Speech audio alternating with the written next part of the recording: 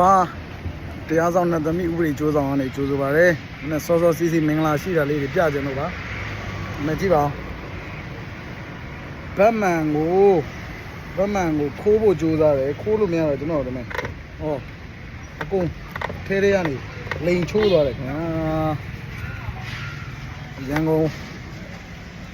စိတ်ထားလေးတချို့ဟုတ်နော်ပြီးတော့ logo ရှေ့ logo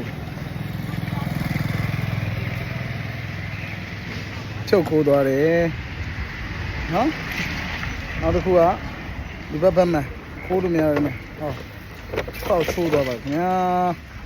ဒီမော်တာတွေနဲ့ပင်နေရန်တွေနဲ့တော့ချိုးသွားပြီခင်ဗျာပဲ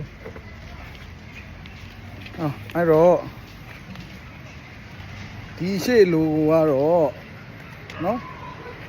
ကားထားတဲ့နေရာကနေရွေ့သွားတယ်ယူသွားတာဖြစ်တဲ့အတွက်ဒါခိုးမှုမြောက်တယ်ဗတ်မှန်ကတော့